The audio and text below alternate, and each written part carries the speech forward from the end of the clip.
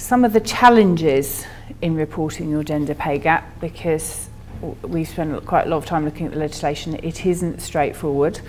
And then I'm going to focus on some things in the financial services sector and talk about some of the gender pay gap that exists there to give you some sort of real examples. So, looking at sort of some of the risks and opportunities there, the real risk on this is about reputational damage and negative publicity. There are a number of organisations that have already published their pay gap, quite a lot of them in the financial services sector. It hits the press, okay, and there are some big numbers that we think are going to come out.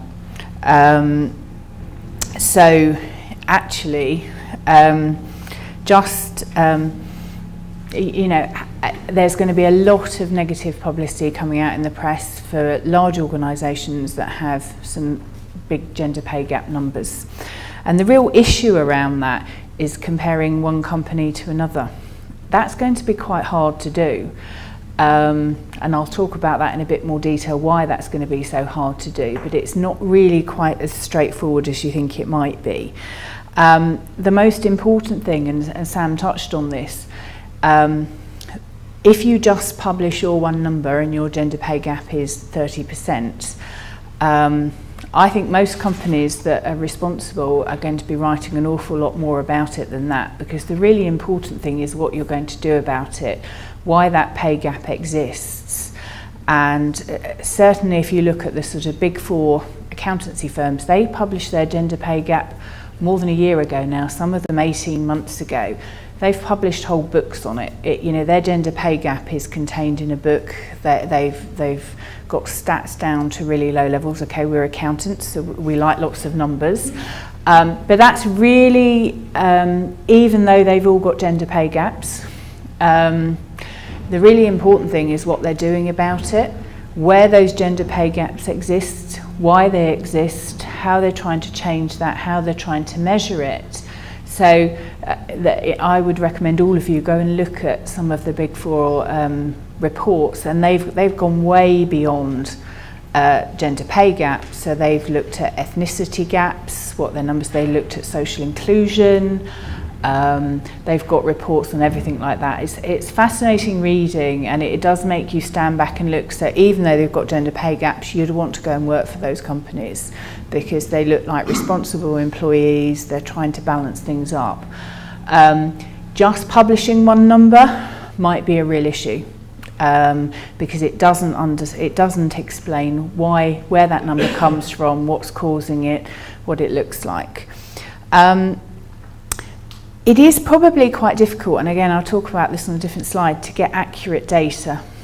And particularly trying to compare one organisation to another is going to be pretty tough. One of the real impacts is on your employees. So we haven't published our pay gap yet. We've spent a lot of time looking at it. It was more complicated than we thought. And then we need to know all the answers, and we need to be sure that we've got accurate comparisons before we publish that, because we think it will have a negative effect on our employees. They're not going to want to see a pay gap. Opportunities. I think, as I've said before, you can turn this into something positive if you're prepared to put the work in and put some detail behind it. And also, you know, 1 year to the next, you need to show how you're moving that pay gap. So you could spin it into some positive PR if you know what you're looking at here. We're very pro, as I said, we're accountants, so we're very pro transparency. But actually, I think personally, this is quite an exciting thing to happen, because I think this will finally change. We've had equal pay legislation since the 70s, but it you know, I think this is probably the one thing that everyone's, you know, if everyone's going to have to publish for anyone over 250 employees, I think this is going to have a significant impact on equality. So in some ways, I think that's quite exciting move forward.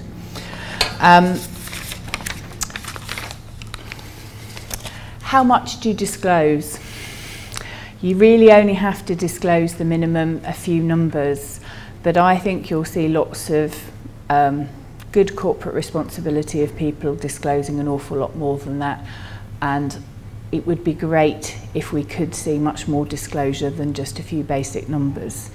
How do you explain and present the data? And again, there's kind of no set format of how you do that. So I would recommend you go and have a look at people who've published already. It's really good to get ideas of how other people have done it.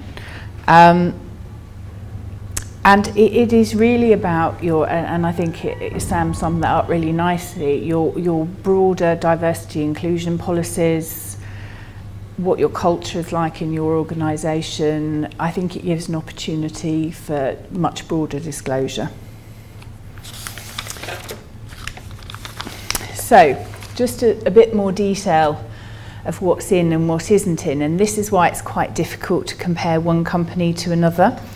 There will be distortions coming out on this. So 250 employees, but there is a definition of relevant employees and employees.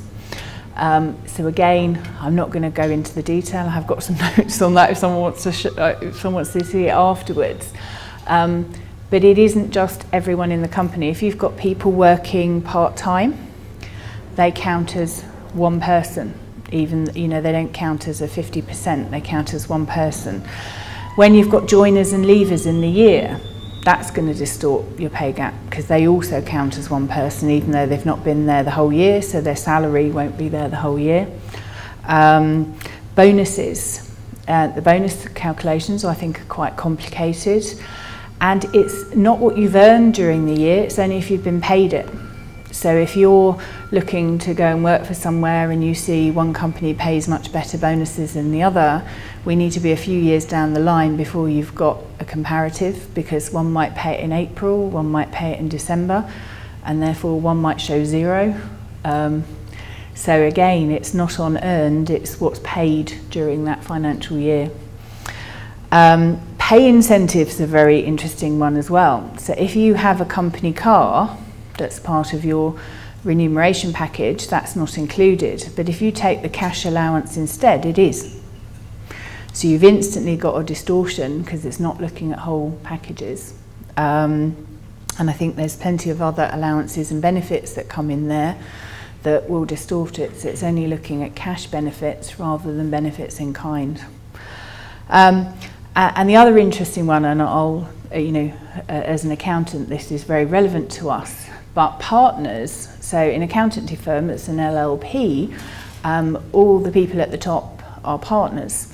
So they're included in the 250 to make them do the pay gap reporting, but then their salaries aren't included. So you could have some enormous disparities at partner level that aren't in your numbers at all.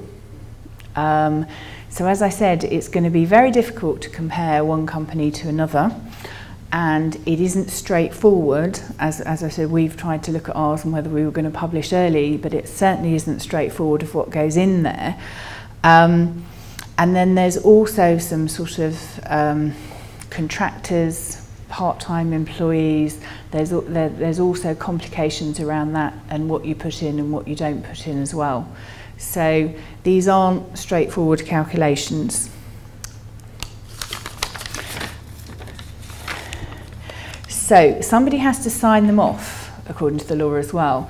So I imagine in most organisations that might be your CEO. I'm sure he's not the person who's calculated the numbers. So how do you know they're right? Who's going to be responsible? How do you assess the accuracy of them? At the moment, they're not audited numbers. So it's not like your accounts being checked. Those numbers don't necessarily have to be audited. So what data is going to come out, we don't know yet. We need to wait and see.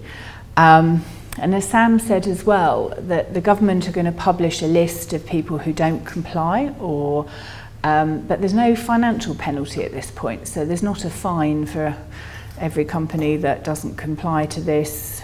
We don't know how many people are going to. So again, that may change in the future.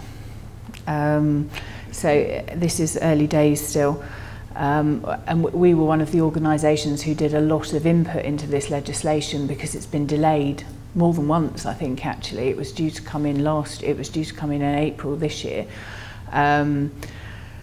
And you know, the complexity of how to get this data right and what's included and what isn't included has changed significantly over time. So, which side am I on? So, undoubtedly, we're very pro transparency, we're very pro public reporting, but I think it will take some time before this really beds in and we can see what it looks like. It may become mandatory for larger companies to have this checked or audited.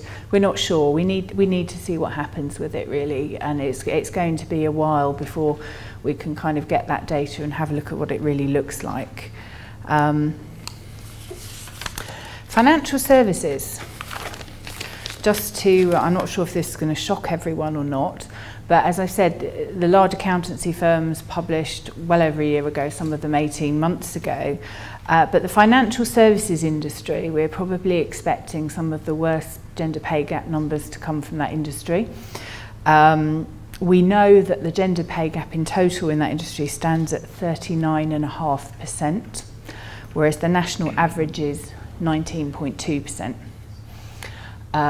So that's already starting to get reported. I saw a large financial services company publish the other day. They were 39%. I drew a sharp intake of breath when one of my colleagues pointed out, no, that's the average for that industry. I went, crikey. Okay. So, those companies are going to hit the press. And again, it's because, more men at the top than women. That's an industry that struggles to recruit women, even at the lower levels. So it is a very male-dominated industry. So really, it's important for that industry in particular of what they're going to do about it and what they are doing to encourage more women and to retain and promote women. So some of the things that's been going on in this industry are complete change in recruitment strategy. So opening up access to a much more diverse range of employees. So we're seeing a big shift of school leaver programs coming in, with the apprenticeship levy coming in September. That sort of the timing of that's working very well. Entirely different, much more work being done in schools to get people used to that industry, to get people to understand what it is, and to encourage more people to enter it, certainly to become much more approachable and much more attractive to female entrants rather than just men. Same things happening at university level, attracting graduates. There's a real push to attracting female graduates, although there's lots of industries fighting for female graduates now.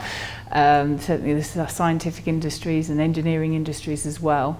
So there's a lot of pressure on employers to look for getting more women in to train. Once they're in, lots of organisations looking at trying to find role models for women. We have female-only leadership programs now, because we found when we put on, most of our work is in financial services industry, but when we were putting on programs for leadership, again, they're very dominated by men. So we created women-only leadership programs just to try and address that balance.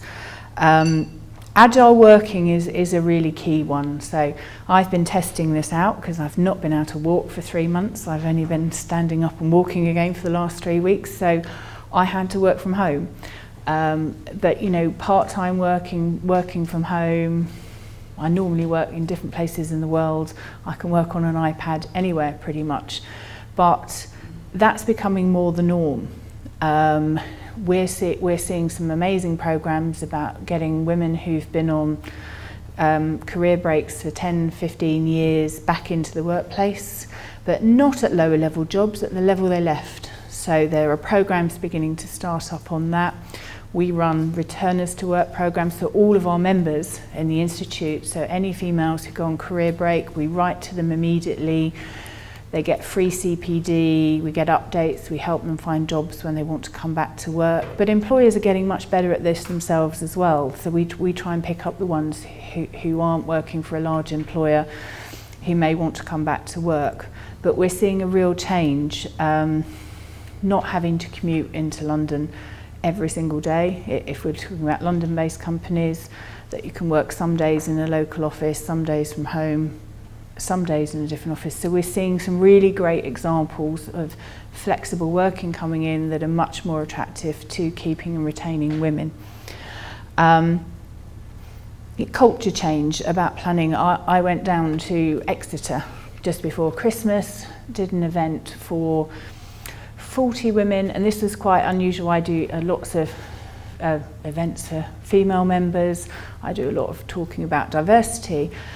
But we had a room full of women from age of 25 to 40. So women were starting to plan the fact they might go off and have children and how do they keep their career going. And I'd not seen such a young age group planning that sort of career break before. It's sort of, you know, we tended to find women who go off on career break and then find they want to come back or they don't want to come back and their careers get a bit stuck. But it was very interesting that we had a whole generation coming up who were thinking this through before going on a career break and what they might do and how they might manage their work.